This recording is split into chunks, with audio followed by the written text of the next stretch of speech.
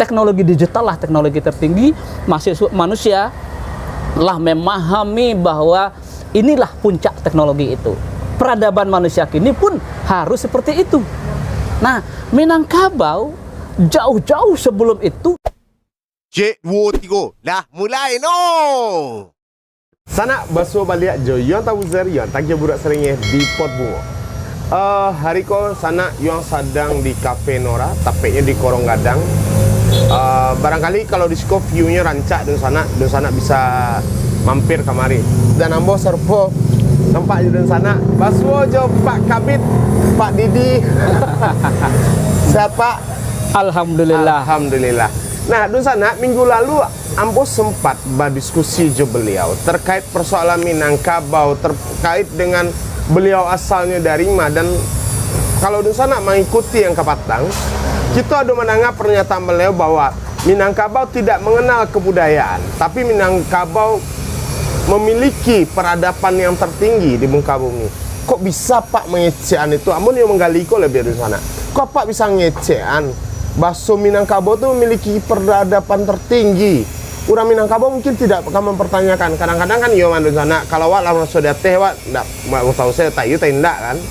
Ambo kini sebagai orang Minang bertanya ke Pak dulu. Betulkah orang Minang itu memiliki peradaban tertinggi di muka bumi? Terima kasih. Assalamualaikum warahmatullahi wabarakatuh. Abo salam dulu ke mama-mama yang mungkin beliau banyak ndak nonton kiranya. Beliau ndak punya Android. Jadi mama-mama assalamualaikum, mohon maaf ya, kalau penyampaian ambo ndak serupa aja mama, tapi isinya yo tujuan aku sampaian. Iya. Betul Jan. Setelah yang ngepot bungo minggu yang lalu, iya. Ambo banyak dapat pertanyaan. Hampir seluruh pertanyaan yang datang dari kawan-kawan itu bukan orang Minang. Bukan dari orang Minang. Jadi pertanyaannya itu adalah pernyataan Ambo menyampaikan bahwa ternyata Minangkabau itu adalah satu etnik yang memiliki peradaban tertinggi di dunia yang belum ada tandingannya gitu. Belum ada tandingan. Belum ada yang menandingi Minangkabau. Kok bisa Pak mengambil kesimpulan seperti itu? Nah, apa dasarnya? Jadi barangkali panjang ceritanya. Jadi kalau berbagi itu ada pengalaman akademis, ada pengalaman empiris. Iya. Tapi yang jarang orang dapat adalah pengalaman batin. Melalui kosadonya kok. Pengalaman batin itu yang jarang kawan punya sehingga mereka merasa puyo pendak kawanan hebat kah? Puyo pendak Minangkabau yang terbaik di dunia kah? Itulah melalui gitu. Nah, coba jalian cek. Sebab ketika apa hanya bercerita melalui pengalaman akademik, empiris dan pengalaman batin, tapi tentu ada dasar konkret Pak mengechan bahwa Minangkabau memiliki peradaban tertinggi di dunia. Ambo pun ngerti ya. Beliau seperti yang minggu lalu di sana beliau mengatakan bahwa darah beliau tidak Minang Tulen karena beliau orang Kerinci. Kemudian membuat pernyataan bahwa Minangkabau, amko siapa kok? Apakah delah lamu gadang di Minangkabau, memuji-muji orang Minang, hidup di tanah Minang, memuji-muji orang Minang atau apa? Atau iko janjan bukan sebuah pujian? Tapi yang rancaknya wak duduan dulu apa yang dimaksudkan peradaban. Oke. Jadi ringkasnya supaya mudah kawan-kawan memahami, yang peradaban itu sebenarnya adalah tata kehidupan ya. Banyak memang orang mengaitkan peradaban itu dia teknologi ya. Iya. Teknologi itu kan cara hidup Pak. Ya. Di cara hidup itu yang nampak di mata orang kini, teknologi membuat mereka menganggap mereka hidup dengan peradaban yang tinggi. Padahal teknologi itu hanya alat untuk sebuah tata kehidupan. Nah, dulu ketika awak dulu belum kenal teknologi kan batu itu. Jadi alat dan teknologi itu kan batu. Dia tak buatlah namanya peradaban batu. Setelah itu kenal dengan apa namanya basi, tembaga, logam segala macam, peradabannya logam. Kemudian ada zaman industri, awak lalu berperadaban dengan industri. Kini awak sedang berhadapan dengan peradaban teknologi tertinggi. Yang Ambo menyebutkan istilah itu peradaban tauhid. Balik kok. Iya, balik Pak. Peradaban tauhid itu adalah peradaban teknologi digital. Ya. Orang teknik mungkin tahu persis bahwa teknologi digital lah yang menguasai kehidupan dan tata kehidupan masyarakat kini. Teknologi digital itu adalah kombinasi antara 01 dan 0101. Orang teknik lah menjelaskannya, awak orang teknik nggak tahu ada. Nah, itu pesan dari Tuhan bahwa 0 itu adalah simbol ketiadaan. Ya. Simbol ketiadaan. Sementara 1 itu adalah simbol keberadaan. Awak nafikan dulu semua ilah dengan menyebutkan 0 Allah, 0 ilah, illallah, kecuali Allah. 0 artinya tidak ada. Ya. La ilaha illallah. Itulah 010101 simbol teknologi digital kini. Kamu mengistilahkan, memahami, menafsirkan dalam pemahaman bawah sendiri, berarti Allah lah mensinyalkan itu adalah teknologi paripurna. Tidak ada lagi teknologi setelah ini barangkali. Teknologi digital lah teknologi tertinggi. Manusia lah memahami bahwa inilah puncak teknologi itu. Peradaban manusia kini pun harus seperti itu. Nah, Minangkabau jauh-jauh sebelum itu sudah berperadaban tauhid. Ini panjang cerita. Buktinya ada, Pak? Pasti. Jadi awak jelaskan dulu. Nah, itu kan pembukaan dulu. Tadi Ambo sampaikan ada pengalaman akademis. Aku menarik. Ambo pernah diberikan rahmat oleh Tuhan untuk belajar di Montreal. Universitas McGill University itu universitas nomor 50 di dunia terbaik itu, ranking 50. Ambo sapulah kawan-kawan alumni McGill. Assalamualaikum seluruh kawan-kawan McGill Montreal. Saya harus berbahasa Indonesia kalau begitu ya. Mas Sudarnoto sekarang sudah jadi sahabatnya Jokowi, ketua MUI di bidang hubungan luar negeri. Ada Prof. Andi Faisal Bakti, ini sudah wakil rektor UIN, Syarif Hidayatullah. Ada juga Mbak Nova, sekarang mungkin di Prancis. Ada juga Mbak Nana, sekarang di Bandung. Dan semua Montrealer, termasuk yang baru promosi kemarin, Pak Ali ya, sudah promosi di Profesor Fakultas Ilmu Sosial Politik ya. Mantan dekan, mas sekarang mudah-mudahan masih di dekan beliau. Nah, saya bangga dengan McGill karena di McGill itulah Ambo bertemu sebuah kesimpulan. Ada sebuah mata kuliah. Waktu itu mata kuliah itu namanya adalah metodologi penelitian. 6 SKS. Ujung dari mata kuliah itu adalah tugas akhir. Kami dibuat kelompok oleh profesor itu, guru besar itu, ada beberapa kelompok. Kelompok saya yang memimpinnya, kemudian ada kelompok Cina, Korea, ada kelompok di situ, ada juga orang Thailand juga. Nah, kemudian yang saya ada orang Iran, orang-orang sekitar itu. Ada lagi kelompok lain, ini boleh. Ada beberapa kelompok, 3 atau 5 kelompok.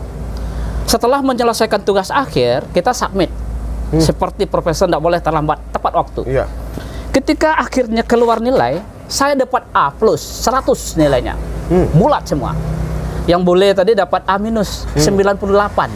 Yang Cina dan Korea tadi dapat 95. Loh, saya kaget, kok surprise, kok saya 100? Yang boleh protes ke profesor. Kok Prof tidak objektif menilai?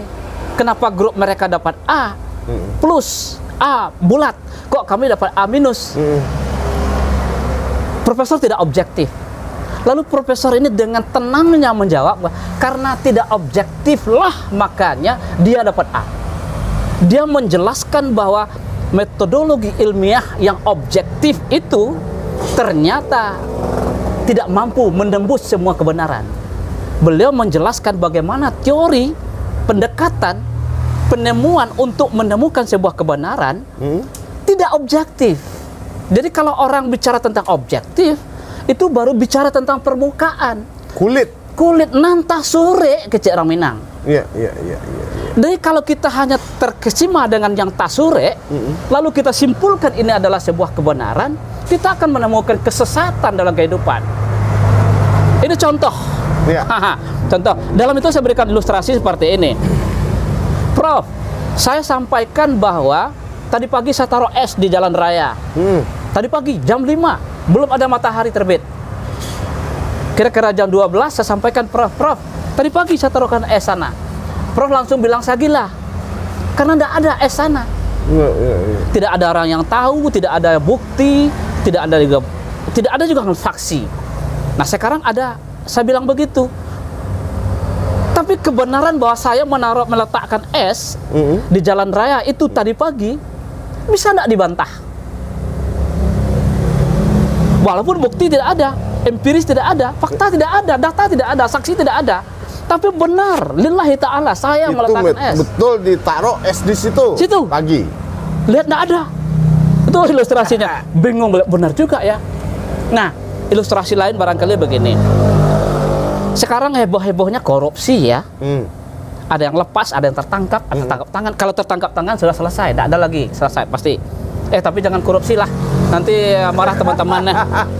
Kok marah teman-teman, Pak? Begini. Kok marah teman-teman? Tunggu dulu, Pak. Pak Didi tadi tidak mau, Pak. Tadi memberikan contoh korupsi. Tiba-tiba, tidak usah lah. Nanti marah teman-teman. Maaf, kawan-kawan apa banyak yang korupsi? Tidak. Oh, tidak. Bukti tidak ada. Bukti tidak ada. Saksi tidak ada. Saksi tidak ada. Nah, begini. Saya contohkan gini. Ada seorang yang namanya Ridwan. Tidak sebenarnya, maaf ya, tidak sebenarnya nih Ridwan. Jangan Ridwan. Nama samaran. Ridwan ini tadi malam mencuri telur ayam. Kira-kira jam 9 malam lah. Tidak ada yang melihat.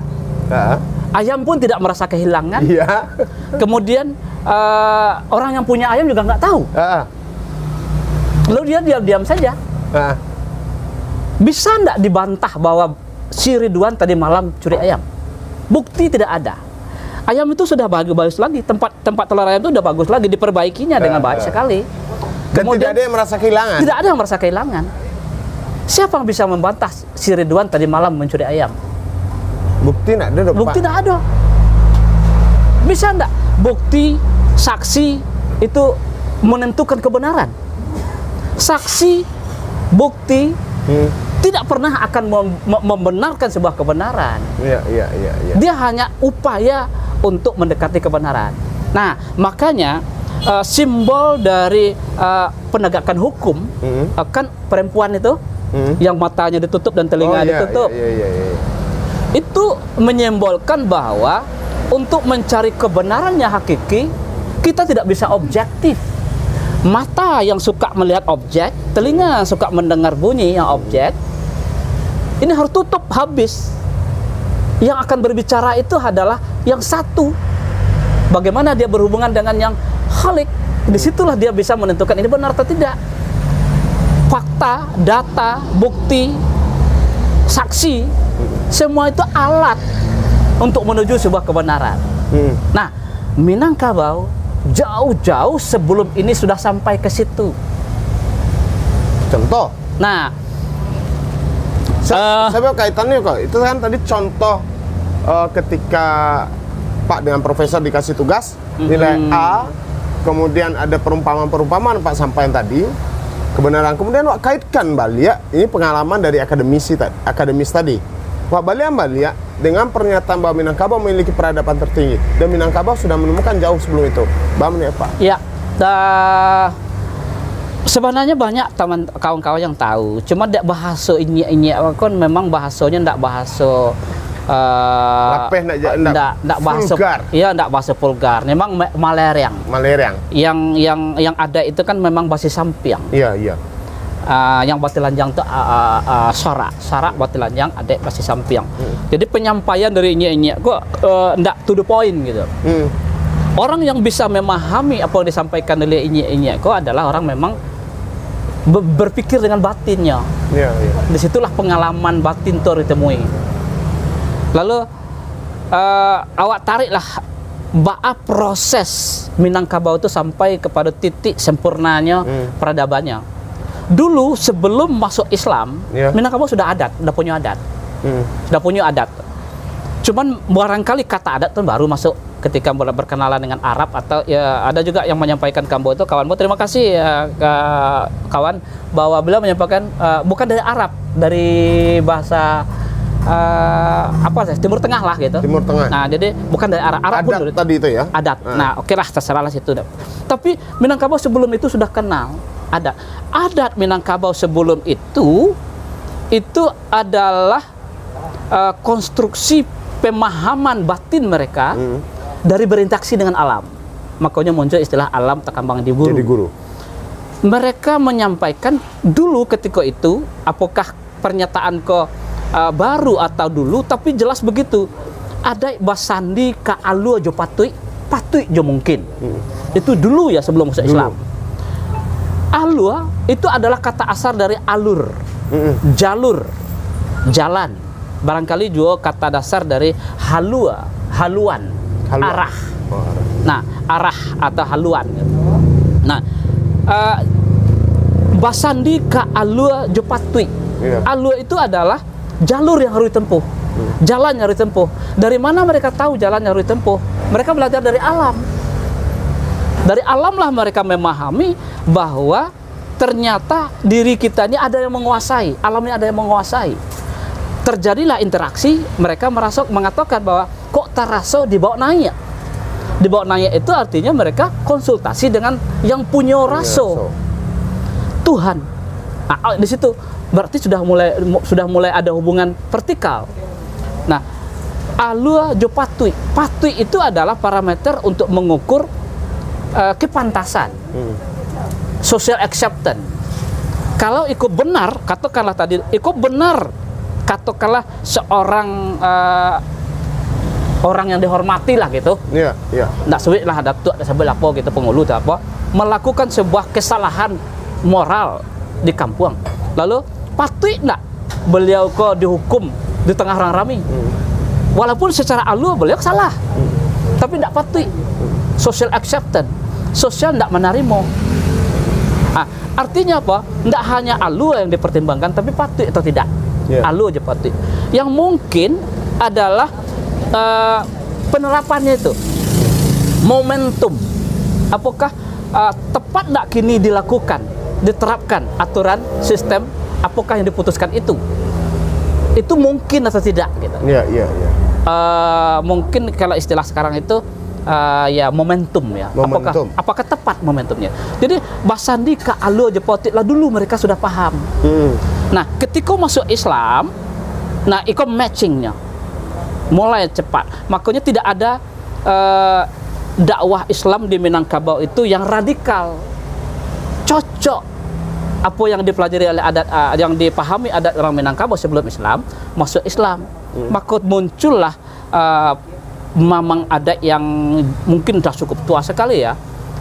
Si muncak mati terambau, karimbo membawa ladiang, atau juga kaladang membawa ladiang. Lukolah pau keduanya. Si muncak mati terambau, karimbo membawa ladiang, lukolah pau keduanya. Sarak jo adat di Minangkabau, ba umpamo awu jo tabiang, sanda menyanda keduanya, matchingnya. Walaupun ketika itu Islam, orang dakwah Islam, ulama ada paham bahwa adat juga kamu tidak dipisahkan. Tapi waktu itu mereka tidak memaksakan. Iya, iya. Awu lain, tabiang lain. Seolah-olah adat juga kamu terpisah gitu. Iya, iya. Tapi keduanya matching. Nah, itulah awal-awal perkenalan antara adat dan agama.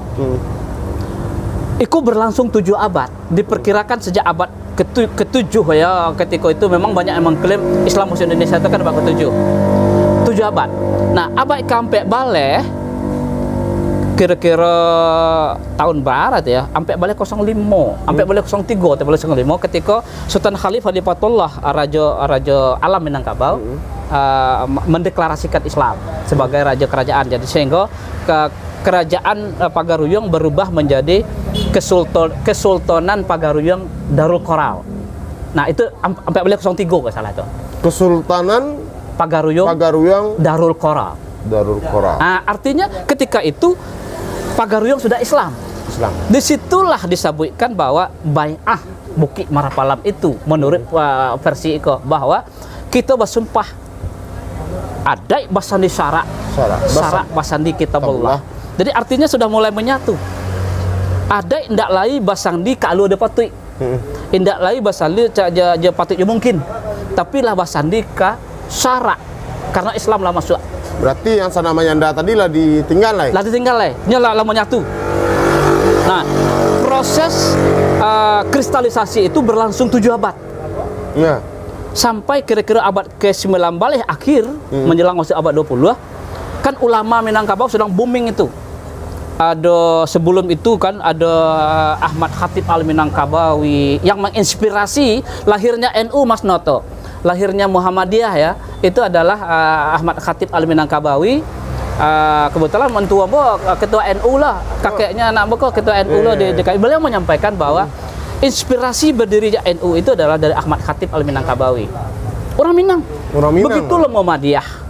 Dua organisasi besar. Kemudian diikuti oleh Syekh Burhanuddin belakangannya adalah. Kemudian ratusan ulama-ulama Minangkabau ketika itu ada ayahnya Hamka, Inyak DR, ada Inyak Candung, Inyak Johor, banyak ratusan.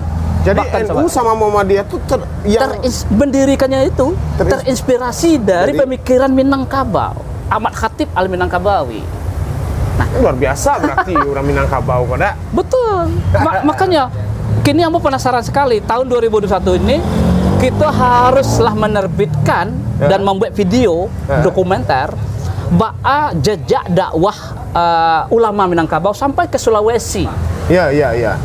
Sampai ke Sulawesi, sampai ke Gorontalo, sampai ke ke Papua kabarnya ya.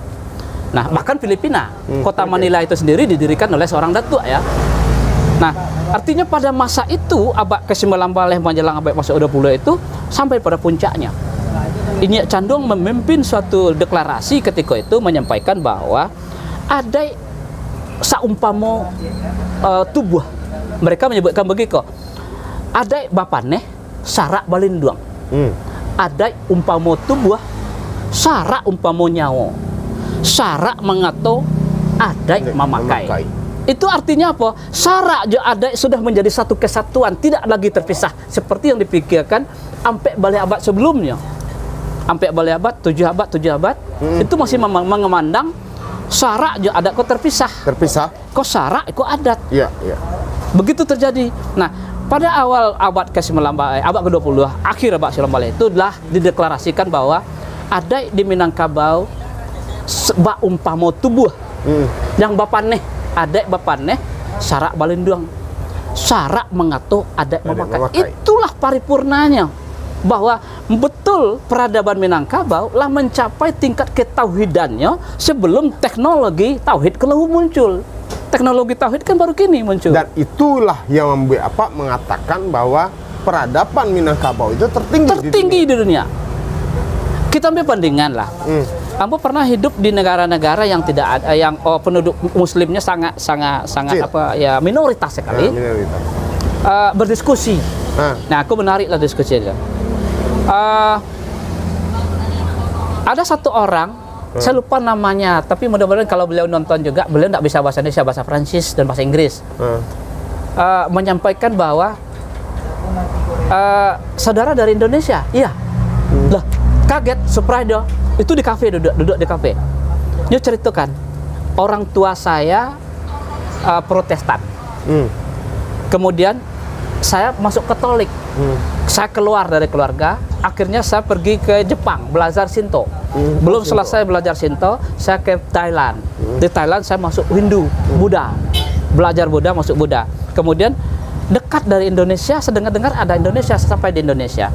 Ternyata di Indonesia saya bertemu dengan Islam. Di Indonesia saya menyatakan saya masuk Islam. Oh, Muslim ini? Muslimnya. Di situ sebuah diskusi jadinya. Diskusi lama bertemu, dia menemukan bahwa setelah saya menelusuri semua agama yang ada tuh, saya menemukan titik ketenangan batin itu memang di ajaran Islam. Nah, kini kalau ada yang melihat Islam itu berperilaku radikal, apalagi Minangkabau dilabelkan sebagai radikal, itu adalah upaya orang untuk memprovokasi. Memang tujuannya adalah untuk membuat Minangkabau itu lenyap. Walaupun akan langsungnya bertahap-tahap lenyapnya. Ya, karena itu jangan, tidak usah provokasi. Ketika persis mau sampaikan ulang, suatu hari terjadilah heboh Injil berbahasa Minang. Iya. Kamu langsung diundang oleh adik-adik dari organisasi mahasiswa Minang se-Indonesia, berpusat di Jakarta. Pak, tolong Bapak jadi narasumber. Siap, saya langsung sampaikan. Kalimat pertama yang sampaikan adalah tidak perlu resah, tidak perlu cemas, tidak perlu marah. Karena Injil, jangankan dalam bahasa Minang, Injil pun tidak ada. Yang ada itu kan Quran. Dulu ada Injil, dulu ada Taurat, dulu ada Zabur. Dulu. Sekarang kan tidak ada Injil. Yang ada kan Al-Quran. Ngapa ada repot-repot membicarakan tentang Injil dalam bahasa Minang? Kan tidak masalah itu. Kalau orang ingin belajar Injil, kenapa tidak bahasa Indonesia aja, lebih gampang, Pak? Tunggu lupa awi Pak bahasa apa, Pak. Bapak yo di sana kalau jo Pak Didi cerita minum lu di sana. Pak. Ada ndak membantah pernyataan apa tuh? Banyak. Ndak berpikir Pak Baso. Suatu saat akan etnis lain akan menganggap bahwa ndak ada tuh dia cerita Pak Didi itu tuh yo, nya rakyat di Minangkabau, nya tinggal di Minangkabau tuh yang puji-puji negarinya. Nah, dengan memberikan pemahaman dan pemikiran seperti itu, ketika mereka mencoba membantah, Pak berani jawab seperti apa? Eko pengalaman empiris tahun 2019 Desember. Ya. Ambo kebetulan ke Mamuju. Maaf, ada kawan-kawan di Mamuju kini sedang tertimpa musibah. Ada beberapa orang jaksa situ, orang awak tuh, ke jaksa tinggi, kemudian ke ketua pengadilan negeri orang awak juga. Kami merasa prihatin dengan Mamuju sekarang sedang tertimpa musibah. Di 2019 Ambo datang ke Mamuju, berkumpullah para raja-raja Nusantara.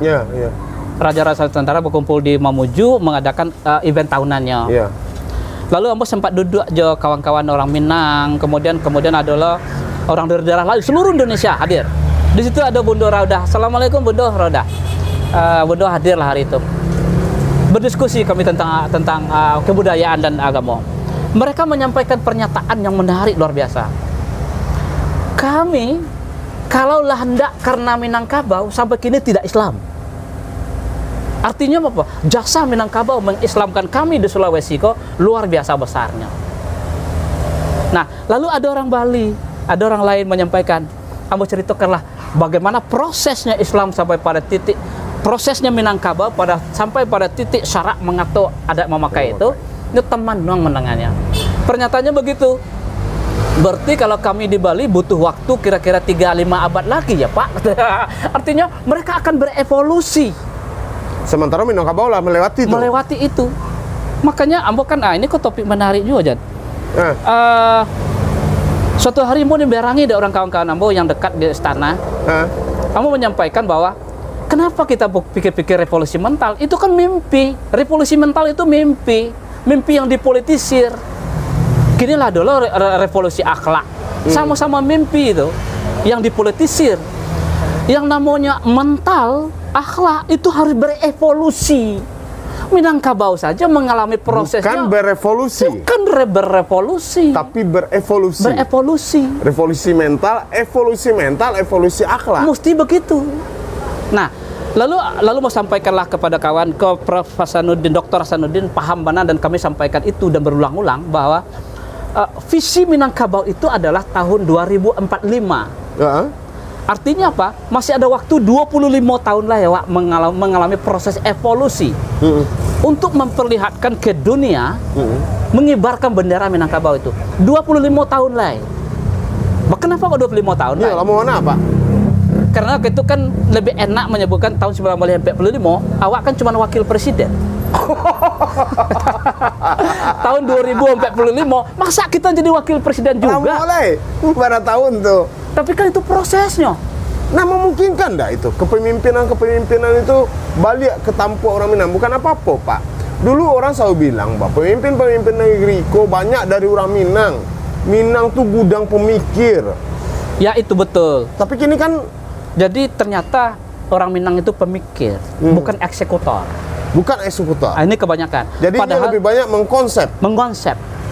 Nah, oleh karena itu mungkin, apakah tidak mungkin orang Minang bisa menjadi eksekutor? Sangat amat terlalu mungkin kan? Karena biasanya orang konseptor kok bisa kok Pak jadi eksekutor. Sangat bisa. Tergantung awak mempersiapkannya dari kini. Ya.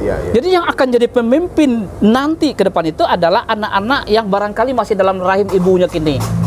Yang tahun 2045 kayak. Iya, 2045, 2030 mereka itulah nanti yang menjadi pemimpin, tapi dengan syarat ya. Seluruh wali kota, Pak Bupati dan Pak Gubernur tolong gizi dari ibu-ibu yang hamil ke menjadi prioritas. Emangnya kok apa pernyataan Pak seperti itu? Emang kurang gizi gitu? Kalau di luar negeri bukan oto yang disubsidi, bukan minyak yang disubsidi, tapi orang hamil yang disubsidi. Jawa enggak, Dana. Kalau oto disubsidi kan, mau bukan minyak yang disubsidi. Kalau hamil itu kan yang subsidi laki ya Pak. Tidak pemerintah kan bisa ngecek. Nggak urusan ambo hamil bini angku cek.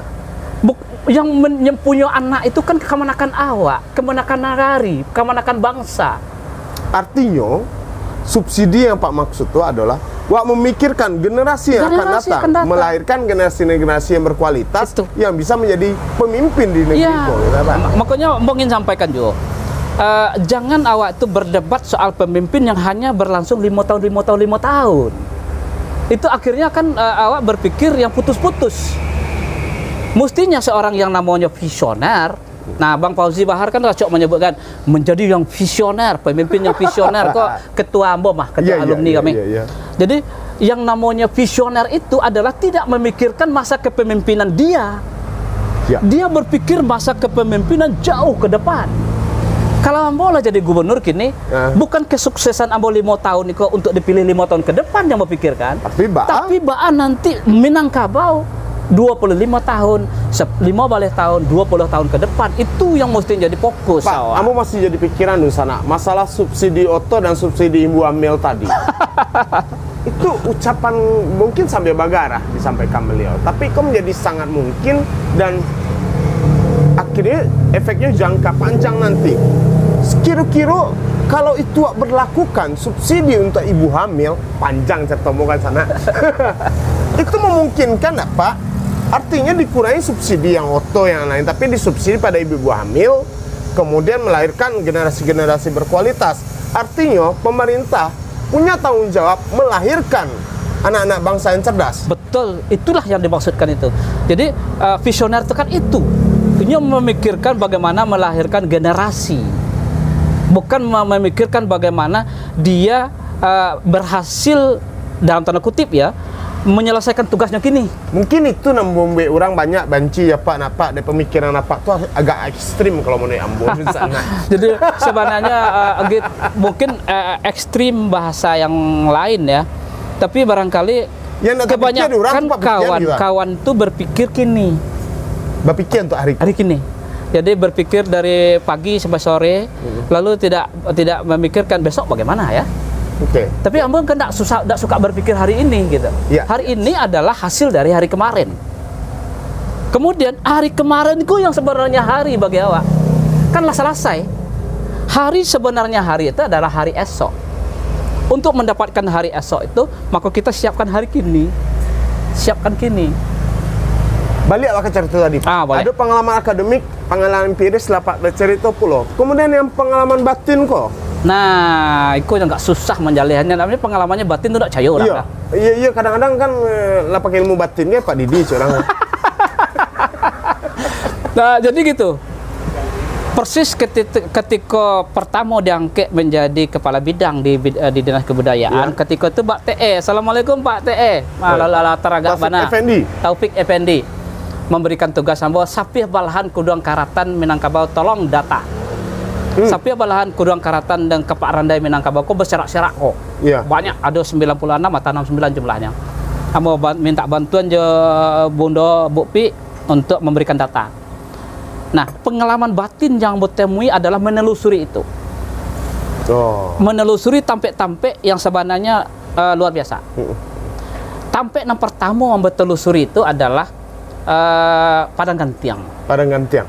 Beliau itu adalah Tuanku Padang Gantiang itu apa namanya itu?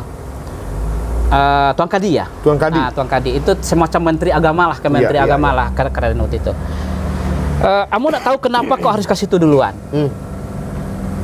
Sampai di situ kawan tim yang bawa kok seperti agak kehilangan kontrol gitu ya. Kehilangan kontrol itu artinya apa? Gak belong, orang tuh nggak begitu komunikatif. Tapi Ambo tetap merasakan Ambo sedang melakukan tugas, berdiskusi, berbicara. Ada memang peristiwa waktu itu, tapi peristiwa kok nggak usah lah disebutin lah ya. Nah, Ambo tegur.